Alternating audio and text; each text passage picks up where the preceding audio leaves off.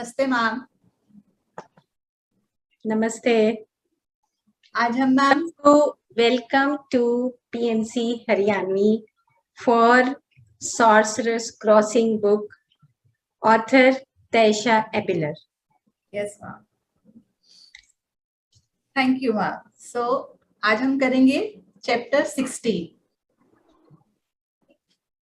आइए मास्टर्स, देखते हैं अब आगे क्या होता है तैशा की लाइफ में।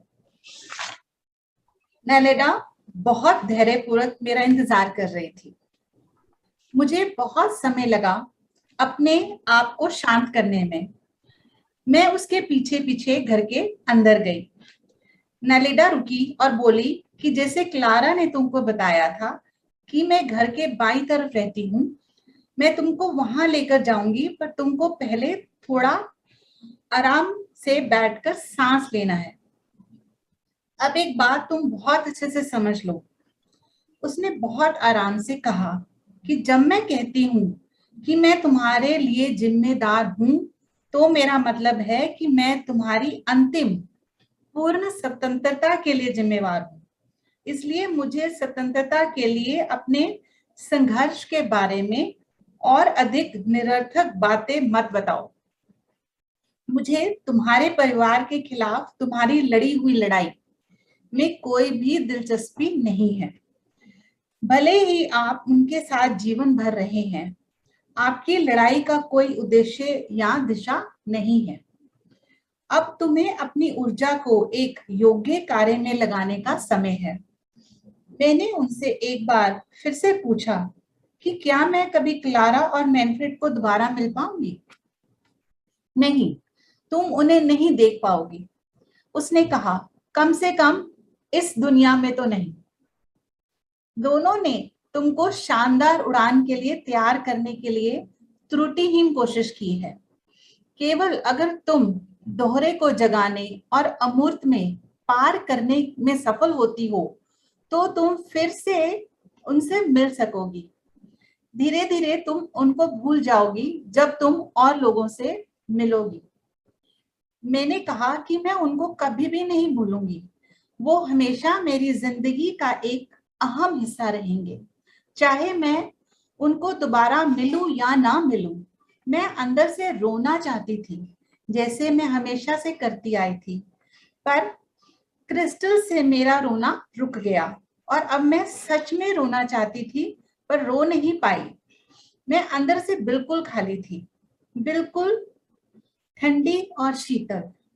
मुझे याद है कि क्लारा ने मुझसे कहा था, वह जो शीतलता है वो क्रूरता या हृदयहीनता नहीं है, बल्कि एक अलगाव की आसक्ति है।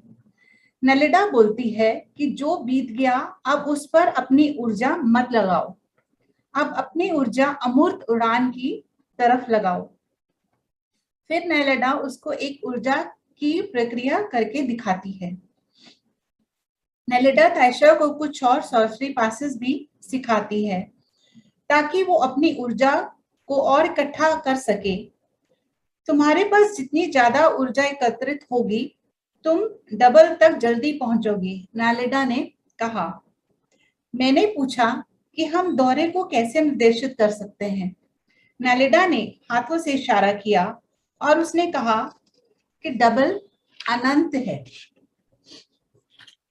जिस तरह हमारा भौतिक शरीर अन्य भौतिक शरीरों के साथ संपर्क में रहता है, उसी तरह डबल भी सार्वभौमिक जीवन शक्ति के साथ संपर्क में है। अचानक नलिडा खड़ी हो गई। अब हमने अपने सॉर्सरी पासेस और बहुत सारी बातें कर ली। अब देखते हैं कि तुम इस क्रिया को कर सकते हो। मैं चाहती हूं कि तुम दरवाजे के सामने खड़ी हो जाओ, जो घर के बाईं ओर खुलता है, और मैं चाहती हूं कि तुम बिल्कुल शांत रहो, पर आसपास क्या हो रहा है उसके लिए सजग रहो। मैं नैलेडा के पीछे पीछे उस दरवाजे तक गई जो हमेशा बंद रहता था। मुझे याद था क्लारा ने मुझसे वादा लिया था कि कुछ भी हो जाए, मैं किसी भी परिस्थिति में इस दरवाजे को खोलने की कोशिश नहीं करूंगी। चाहे मैं कितनी भी जिज्ञासु क्यों ना हो जाऊं। मैंने फिर कभी भी इस दरवाजे पर ध्यान ही नहीं दिया। मैंने दरवाजे को देखा। मुझसे कुछ मुझे कुछ अलग नहीं लगा। वो घर के और दरवाजों की तरह एक लकड़ी का ही दरवाजा था। नालिडा ने बहुत ध्यान से उस दरवाजे को खोला। दूसरी तरफ भी वैसा ही रास्ता था जैसा कि दाईं तरफ था। नालिडा ने कहा कि मैं चाहती हूँ कि तुम मेरे पीछे खड़े होकर एक ही शब्द को दोहराओ, और वो शब्द है इंटेंट, यानी कि संकल्प, इरादा। मैं चाहती हूँ कि तुम इंटेंट शब्द को 3-4 बार बोलो, पर ये शब्द आपके भीतर से गहराई से आना चाहिए। ताइशा, मेरी गहराई से? शब्द को अपने मध्य भाग से जोर से और स्पष्ट रूप से बाहर आने की अनुमति दें। वास्तव में अपनी पूरी शक्ति से इरादे शब्द को जोर से बोलना है। मैं थोड़ा सा हिचकिचाई क्योंकि मुझे चिल्लाना अच्छा नहीं लगता था। नालिडा ने कहा, सोचो मत, जितनी जोर से और जितनी बार जरूरत हो उतनी बार चिल्लाओ। मुझे कैसे पता चलेगा कि मुझे कब रुकना है? तुम तब रुकना जब कुछ हो, और जब मैं कहूं रुकने के लिए, अब भी कुछ नहीं हुआ है। मैंने इंटेंट शब्द को बोला, पर मेरी आवाज में थोड़ी झिझक थी। पर फिर भी मैं जोश के साथ इस इंटेंट शब्द को दोहराती रही। मेरी आवाज बहुत गहरी नहीं थी, पर तीखी और ऊंची हो गई थी। तभी मैंने मेरे रोंगटे खड़े करने वाली चीख सुनी, जो मेरी नहीं थी, और पहले भी मैंने इसे सुना था। ये वो ही तीखी आवाज थी जब क्लारा और मैनफ्रेड मुझे पेड़ के नीचे छोड़कर उस घर की तरफ भाग गए थे। मैं कांपने लगी और दरवाजे की तरफ गिरने लगी। नालेडा ने कहा, हिलो मत, पर काफी देर हो चुकी थी। मैं दरवाजे की तरफ झुक गई थी। बहुत बुरा हुआ जो तुम हिल गई, तायशा, जबकि तुमको खड़े रहना चाहिए था। तायशा ने पूछा, ये चिल्लाना क्या था? नालेडा ने कहा कि ये हम तुम्हारे डबल का ध्यान आकर्षित करने की कोशिश कर रहे थे। व्यापक रूप से सार्वभौमिक यूनिवर्सल जागरूकता के 2 स्तर हैं, दृश्यमान स्तर, क्रम का, और जो कुछ भी सोचा या नाम दिया जा सकता है, और ऊर्जा का अव्यक्त स्तर, जो सभी चीजों का निर्माण और निर्वाह करता है।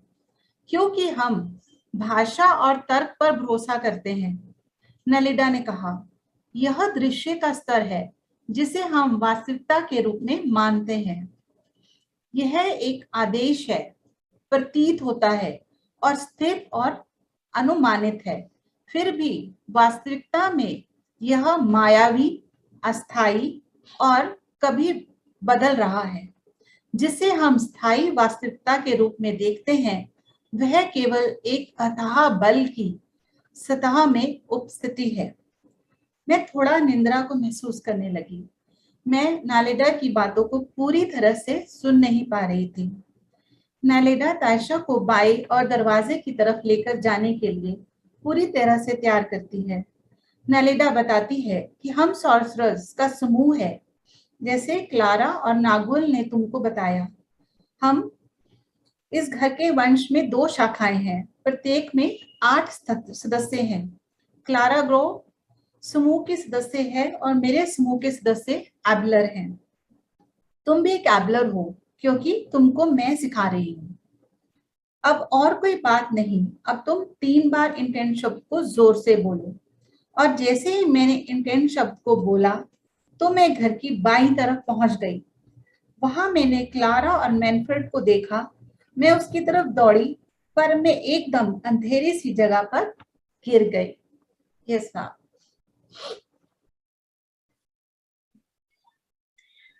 अब देखो, सॉर्सरर्स क्रॉसिंग में जो एबिलर्स हैं, जो एबिलर मीन्स जादुई शक्तियां जिनके पास हैं, और जो जादुई शक्तियां किसके पास है, जो पूर्ण रूप से स्वतंत्र है और अपने इथरिक डबल को, यानी कि अपने सूक्ष्म शरीर के पास सारी एनर्जीज वो समाहित करके रखते हैं, थोड़ी सी भी एनर्जी वो बाहर नहीं निकलने देते। तो एबिलर्स का पूरा इस चैप्टर में ये बताया गया कि जो हमारी इथरिक डबल है उसको हमें प्रोटेक्ट करना होता है। अब तायशा को नलेडा यही सिखा रही है कि तुम्हें अपनी इथरिक डबल को कैसे मेंटेन करना है, सस्टेन करना है, क्योंकि अभी वो एबिलर बन जाएगी। एबिलर मीन्स कि कभी भी वो फिजिकली प्रेजेंट हो सकती है, कभी भी वो इनविजिबली गायब भी हो सकती है। और ये जैसे उन्होंने कहा कि जो इथरिक डबल है उसका कुछ पार्ट है जो फिजिकल लेवल पे दिखने लगता है दृश्य के रूप में, और कुछ पार्ट है जो अदृश्य रूप में, वो हमारे ब्लूप्रिंट के रूप में लगा लो, या हमारी इथरिक डबल के रूप में, या हम उसको कहें कि ऊर्जा का जो शरीर है उसके रूप में वो हमारे पास वो रहता है। और ज्यादातर अभी जैसे तायशा को अभी नलिदा ने कहा कि तुम एक इंटेंट करके जोर से शाउट करो या अपने दिल से बोलो। The intent is the part of not mind, वो मन का एक हिस्सा नहीं है, मन से परे का इंटेंट है। जैसे हमारी मतलब this is the voice of soul, हम उसको कहेंगे। तो वो इंटेंट की बात अभी नलिदा कर रही है तायशा से कि अब तुम जो इथरिक डबल है, जब तुम इंटेंट बोलोगी तो वो इंटेंट आपके अंदर से दिल से आवाज आएगी। तो अब बड़ी अच्छी लाइन बोली मोनिका तुमने, जिसमें उन्होंने कहा कि जो इथरिक डबल है वो निर्माण और निर्वाह दो चीजें दोनों करती है। तो निर्माण मतलब किसका निर्माण करती है कि जो भी हमारे भीतर, हमारे विचारों में, हमारी भावनाओं में चल रहा होता है वही हमारे स्थूल शरीर के ऊपर आ जाता है। तो अभी देखो जब ये चैप्टर शुरू हुआ था तो नलिदा क्या कहती है, वो ये कहती है कि देखो मुझे तुम्हारी पुरानी बातों में कोई दिलचस्पी नहीं है ना।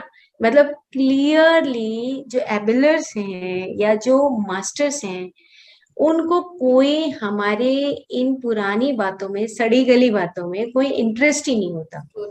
उनको पता है कि अगर थोड़ी सी भी बात हमने करी नहीं और हम अटैच हुए नहीं, हमारी एनर्जी खराब हुई नहीं, और अब वो कह रही है कि अब तुम पूर्ण रूप से स्वतंत्रता सीखो कि कैसे तुम स्वतंत्र रह सकते हो, भूल जाओ वो सारी बातें।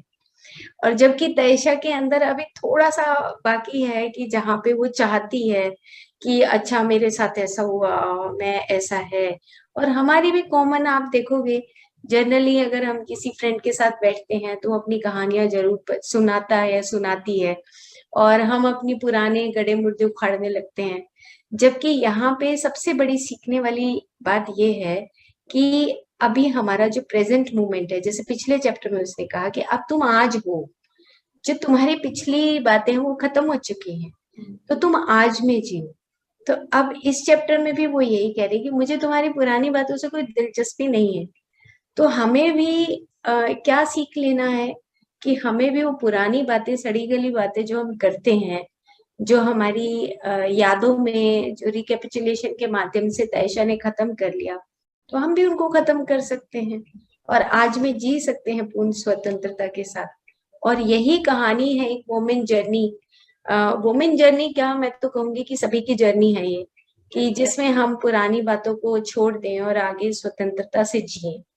तो ये इस चैप्टर का सार था, जिसमें वो सारी बातें बहुत सूक्ष्म रूप से बता गई, और अगले चैप्टर में वो और ज्यादा इसको विस्तार से बताएगी। Thank you Monica. Thank you ma'am.